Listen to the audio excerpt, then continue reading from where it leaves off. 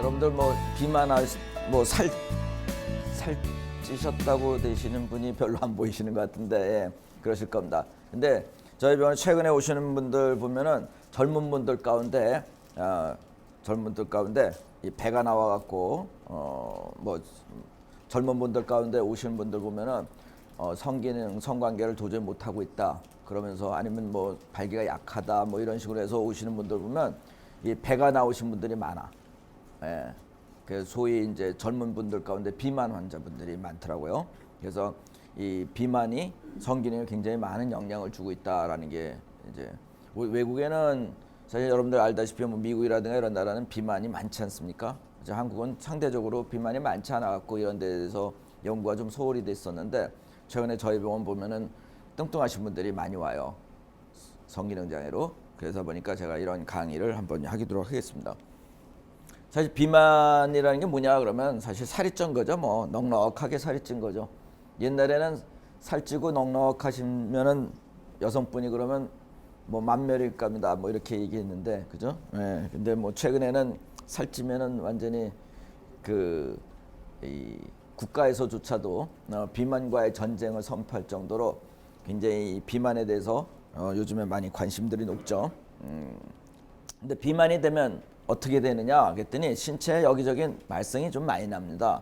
뇌졸중도 올 수도 있고 뭐 백내장도 오고 뭐 심장 질환 뭐 당뇨 고혈압 뭐 이런 것들이 당연히 오죠. 근데 암도 올 수도 있어요. 사실은 암도 비만하고 연관이 있다라는 논문들이 많이 나오고 있습니다. 그 다음에 뭐 호흡은 사실 뭐 무호흡증 같은 게 올 수도 있고 뭐 살찐 사람들 보면 대부분 이제 지방간들이 많이 와요. 지방간에다 강경화증, 담석증 이런 게 오고 아무래도 이 몸무게가 나가니까 어떻게 되세요? 관절에 무리가 가죠. 그러다 보니까 이제 관절염 이런 것들이 자주 오고 그다음에 통풍도 올 수도 있고 잘 잡수시니까 이제 통풍이 오는 거죠. 요산이 증가되면서 이제 그러면 비뇨기과적으로는 어떠냐 그랬더니 남성분들 보면 이제 성기능 장애, 여성도 마찬가지예요. 여성들도 사실 성기능 장애가 와요. 뚱뚱하다 보면 아무래도 뭐 몸집이 있다 보니까 뭐 행동도 이렇게 되고 여러 가지 영향 때문에 성기능 장애가 없고 남성들은 또 남성 호르몬하고 또 연관이 있어요. 비만하고 그러다 보니까 남성 갱리 호르몬 대사 이상 같은 게 올 수도 있고 남성 불임도 올 수도 있습니다. 산부인과적으로는 생리가 불순해지고 불임도 올 수도 있고 뭐 다낭성 난소 증후군 성기능 장애 이런 것들이 올 수가 있어요. 그래서 이게 이제 논문들입니다. 과연 그 실제로 어떠냐 외국에 이제 논문들이 여러 논문 많은 것 중에 상대적으로 이제 몇 개만 추려서 봤습니다. 이 비만하고 발기부전 보면은 여기 보면은 이제 좀 이따 나오겠지만 BMI라고 해서 체지방 지수입니다. 그런 것들이 높은 사람들하고 낮은 사람들 보면은 높은 사람들이 한 1.4배 정도 발기부전이 더 많이 생기더라 이런 겁니다. 그 다음에 체질량 지수가 30 이상인 군에서 훨씬 더 높게 또 발기부전이 생기더라. 그 다음에 전립선 암도 마찬가지로 이 전립선 지방하고 아무래도 이제 뚱뚱하신 분들이 전립선 암에 좀 더 잘 걸리는 것 같더라라고 얘기돼 있고 비대증도 마찬가지로 좀 더 잘 걸린다 이렇게 돼 있습니다. 그 다음에 암마에도 뚱뚱하다 보니까 골반 근육도 많이 처지겠죠. 그러니까 요실금도 올 수도 있고 그리고 성기능 장애도 올 수 있다는 거죠. 남성 호르몬이. 그래서 이 비만 환자분들하고 실제 남성 호르몬의 검사를 했어요. 그래서 남성 호르몬이 우리 성욕이라든가 성기능에 굉장히 중요한 영향을 미친다는 걸 여러분 다 알고 있지 않습니까? 그런데 실제 비만인 사람들하고 비만 아닌 사람들하고 남성 호르몬 수치가 어떻게 되나 봤더니 아무래도 비만인 사람들이 훨씬 더 남성 호르몬이 많이 떨어져 있더라. 어느 정도 떨어져 있냐 그랬더니 허리가 4인치가 증가되면 4인치 뭐 하나나 2개 정도 증가되는 거죠. 단추로 따지면 4인치 증가되면 75%에서 남성 호르몬이 감소됐다라는 거죠. 그래서 아무래도 뚱뚱하면은 남성 호르몬이 떨어지고 그러다 보니까 성기능에도 문제가 주더라 이런 얘기입니다. 그다음에 또 아무래도 살이 찌니까 어떻게 돼 있어요? 작아 보이죠. 그러니까 아무래도 성기가 작으니까 자신감도 떨어지고 그것도 아무래도 몸집이 나가니까 우울해지고 그러다 보니까 사실 성관계도 잘 못하게 되는 일도 벌어집니다. 그래서 이런 발기부전이라든가 전립선암, 비대증, 뭐 복압성 요실금뿐만이 아니라 이런 성기능 장애, 그 성선 호르몬, 남성 호르몬의 감소됨으로 인해 가지고 성선 기능 저하증 이런 거라든가 함모령경 이런 걸로 고생을 하더라 이거죠. 그러면 실제 그 비만하고 또 다른 요소들은 어떻게 되냐? 이거는 여러분들 알다시피 요즘에 비만과의 전쟁 그러면서 맨날 나오는 얘기죠. 뭐 신부전증이 오고 고혈압이 오고 동맥경화증도 오고 뭐 흡연이라든가 당뇨 이런 것들이 다 비만하고 서로 연결돼 가지고 어떤 산화 스트레스가 생기고 그러다 보면 이런 것들이 어떻게 되냐?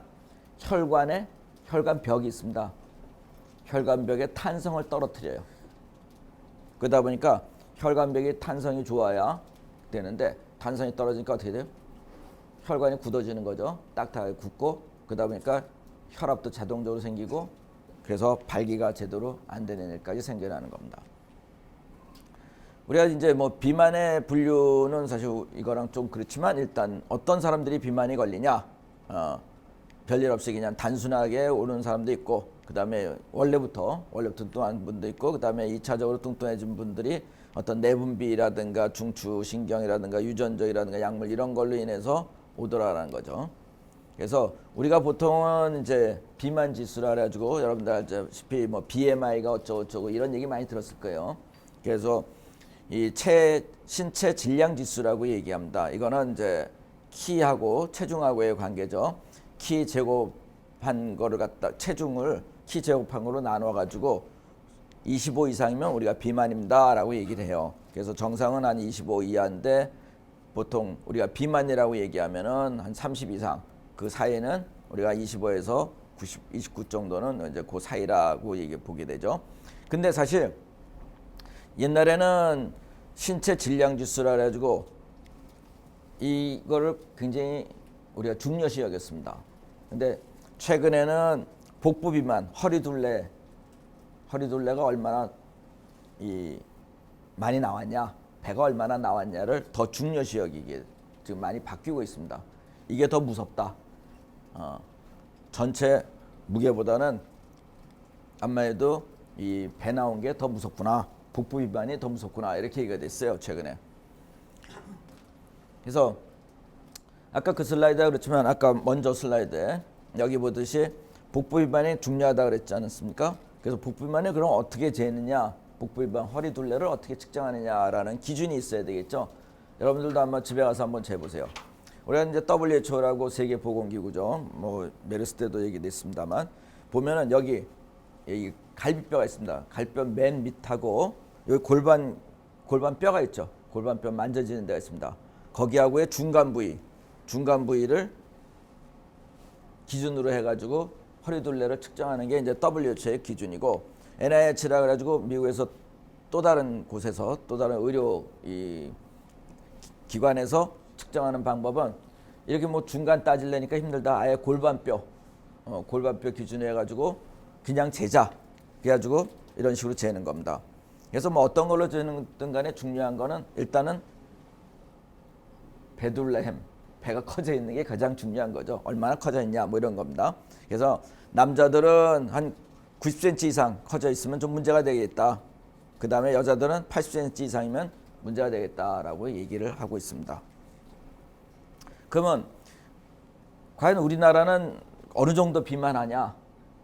전 세계적으로 비만 그런다는데 우리나라는 전 세계적으로 봤을 때 어느 정도에 위치해 있을까? 비만 환자 군들이 봤더니 미국이 제일 비만한 사람이 많습니다. 아무래도 먹을 게 많다 보니까 뭐 뚱뚱한 사람도 많겠죠.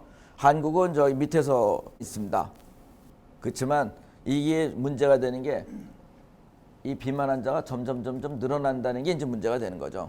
이 전 세계적으로 봤을 때 어떠냐 그랬더니 1961년도에 보면 뭐 이렇게 빨간 데들이 좀 적고 그다음에 이 비만 아닌 곳이 이렇게 많았는데 보면은 2003년도에 보니까 빨간 비만 환자들 퍼센트입니다. 이게 훨씬 더 늘어나는 걸 보고 있죠. 미국은 어떤가? 미국은 어떤가? 뭐 아주 날씬하십니다. 그죠? 날씬하신데 보니까 1990년도에 보면 이런 데는 뭐 데이터도 없을 정도로 그리고 그 도시 인구의 한 15 내지 19% 정도가 비만이라고 얘기했는데 90년도에 2003년도에 보면 이런 도시들은 25% 이상이 비만이더라 이거죠. 그죠? 뭐 엄청나죠, 엄청나. 네, 지금은 아마 2003년도에 2015년도엔 더 많이 뻘개져 있을 겁니다. 우리나라는 어떠냐? 최근에 여러분들 신문에 많이 보시죠. 요즘 소아비만이 굉장히 문제죠. 예, 소아비만 그렇습니다. 소아비만이 문제가 되는 게 뭐냐? 이 초등학교, 그 다음에 중학교, 고등학교 이렇게 보니까 9.6% 10명 중에 1명꼴로 지금 문제가 생기고 있습니다. 이게 2004년도 통계입니다. 최근 것도 아니고. 그래서 고등학생 같은 경우는 15.4%가 비만이더라 이거죠. 그러니까 이제 비만이 문제가 됐죠. 그러다 보니까 최근에는 뚱뚱한 군대에서 살 빼주는 프로그램도 생겨났죠. 그죠? 참 좋은 나라입니다. 근데 이 비만의 원인이 뭐냐? 어떻게 비만이 생겼냐? 사실 아까도 얘기했지만 어렸을 때부터 운동도 안 하고 잘 먹고 뭐 맨날 공부한다고 책상에 앉아 있고 이러다 보니까 사실 비만을 키우고 있죠. 우리 그 어른들이요. 애들한테. 근데 이 애들 비만이 문제가 되는 게 이런 친구들이 나이를 먹으면서 어떻게 되냐? 일찍 비만이 오다 보니까 간에 기능, 아까 얘기했던 대로 간에 지방간 생겨나, 그 다음에 동맥경화가 빨리 와, 당뇨도 빨리 와, 그 다음에 고혈압도 빨리 와. 이러면서 빨리 수명을 단축하는 일이 생겨나는 거죠. 그래서 사실 이제 소아비만이 문제가 되는 겁니다. 근데 이게 뭐냐? 아까 비만의 원인은 뭐냐 그랬는데, 아까 그 친구들처럼 어렸을 때 어떤 개인적인 습관, 이런 것들도 문제가 될 거고, 문제가 되는 게 운동 저하죠. 아까 그 친구들이 왜 문제가 되겠어요? 운동 저하. 그 다음에 먹거리도 어때요? 먹거리도 편식한다든가, 안 그러면 먹는 습관이 뭐 우리가 꼭꼭 씹어서 천천히 먹어야 되는데 허겁지겁 먹죠. 먹는 것도 뭐. 그 다음에 어떤 뭐 정신적 질환이라든가 어떤 특수한 약물에 의해 가지고 살찌는 경우들도 있습니다. 그렇지만 이제 또 사회적 요인으로는 우리가 뭐 거의 걷는 일이 별로 없어졌죠. 맨날 뭐 특히 자가용 타고 다니시는 분들, 그런 분들은 걷는 일이 거의 없다 보니까 좀 문제가 되고, 특히 이게 미국이 문제되는 게 뭐예요? 먹는 건 많은데 운동은 별로 안 하죠. 맨날 찾고 다니고, 그러다 보니까 이런 교통수단, 편리한 교통수단도 문제가 되고, 그 다음에 외식 문화가 발전하니까 집에서 먹으면 아무래도 먹는 거를 관리를 하는데 밖에 나가서 먹게 되면은 음식의 관리가 잘 안 되죠. 그러다 보니까 이제 비만이 올 수 있는 요소가 생겨나고, 그다음 또 하나 가제도구도 마찬가지죠. 우리가 여성분들 같으면 어때요? 옛날 같으면 일일이 그거 빨래 두들겨서 빨고 뭐 그죠? 빨래판에다. 근데 요즘 빨래판 있어요? 집에? 세탁기가 다 하죠. 그죠? 그다음에 음식도 간단한 조리된 요리까지도 나오고 있죠. 예. 아예 그냥 만들어 먹는 게 아니라 조리된 음식을 배달까지도 시켜주죠. 그러다 보니까 운동량에 비해서 먹는 건 많고 또 편리해지고, 오히려 그런 생활의 편리함이 또 비만을 가져오는 한 요소가 되고 있죠.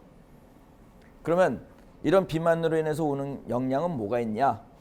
사실 뚱뚱하신 분들 우울해요, 우울해. 예.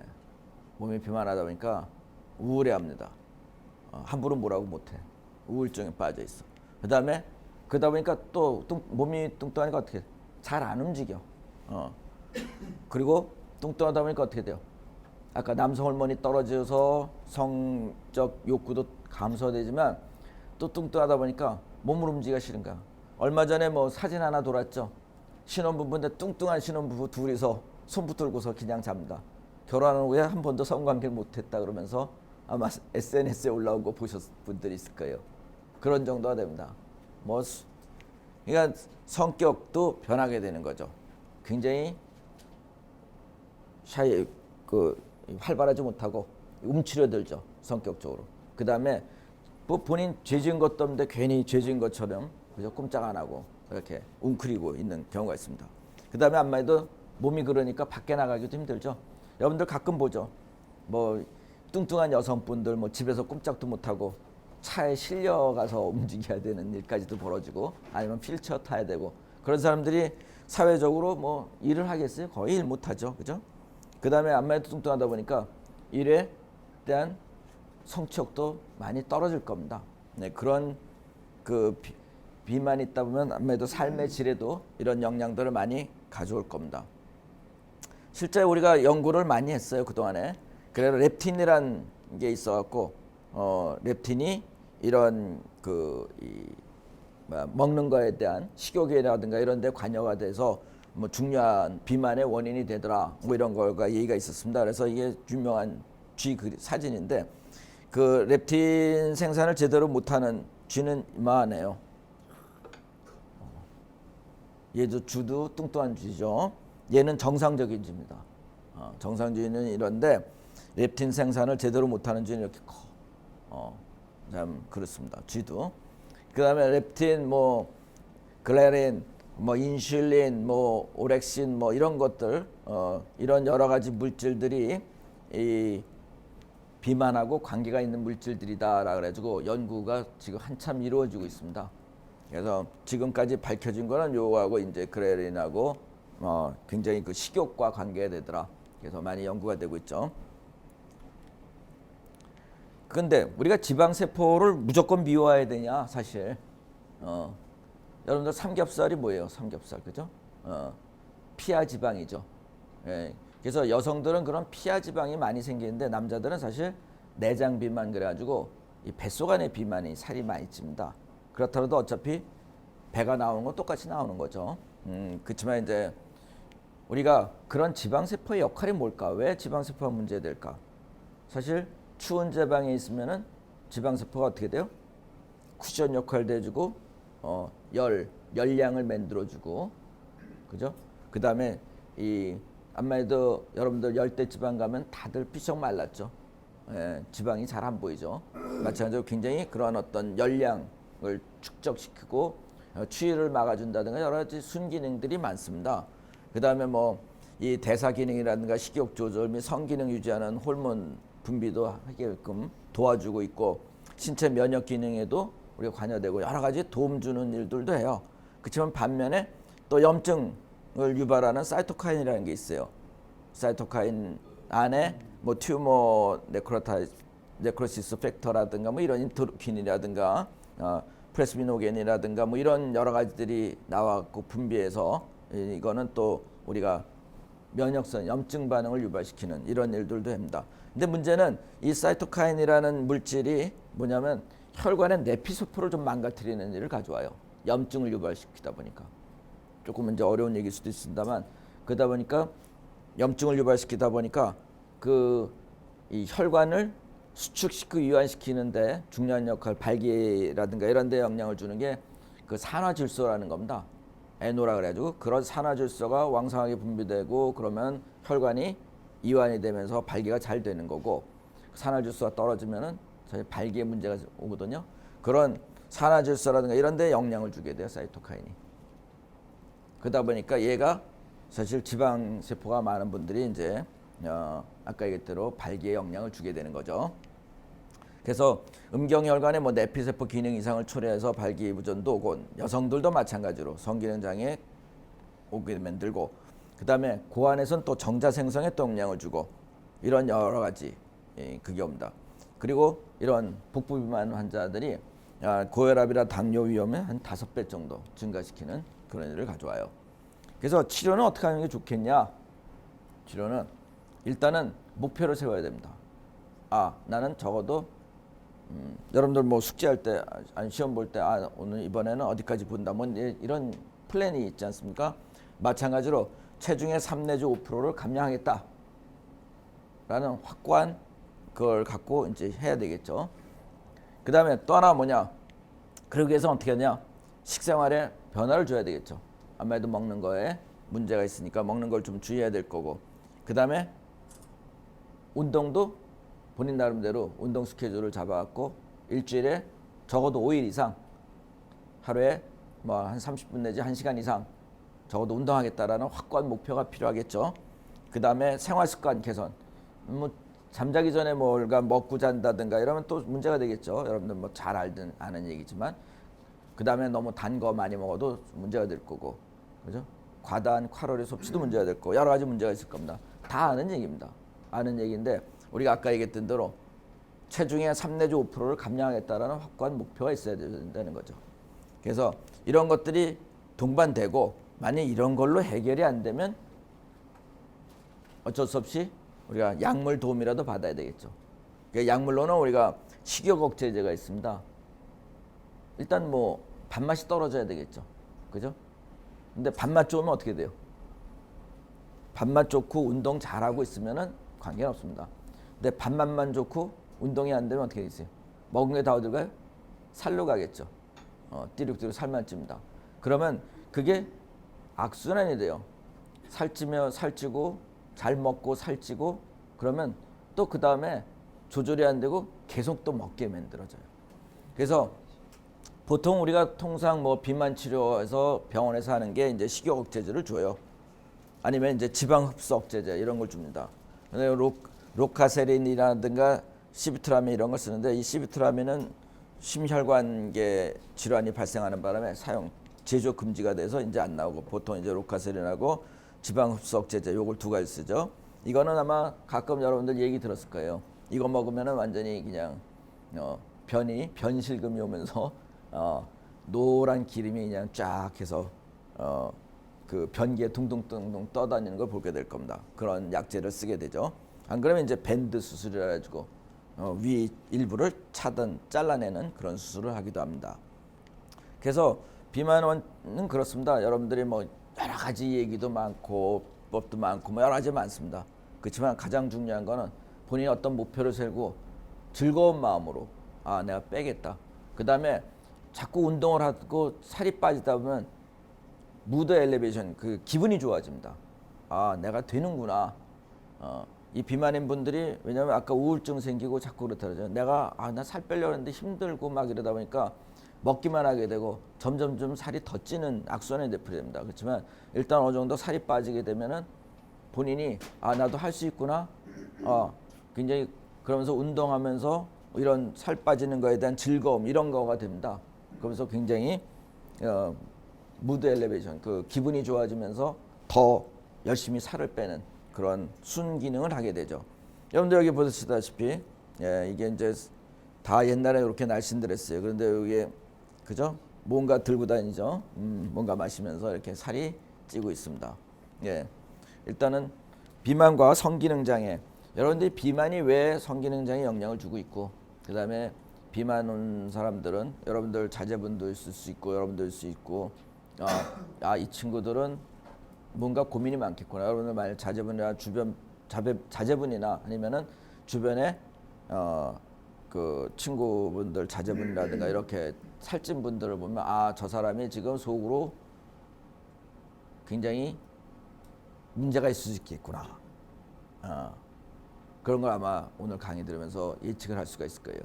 아까 얘기대로 일찍 비만인 사람들은 우울증도 생길 수도 있고 그걸로 인해서 여러 가지 내과적 질환도 생길 수 있지만 더더군다나 남성 호르몬에 영향을 줄 거고 그러다 보니까 발기력에도 영향을 주고 그리고 한마디도 여성분들도 마찬가지로 성기능의 장애까지도 올 수도 있고 불임도 올 수도 있고 그 다음에 아까도 얘기했지만 전립선 비대증, 전립선 암도 올 수도 있다. 이런 거가 아마 오늘 강의가 될 것 같습니다.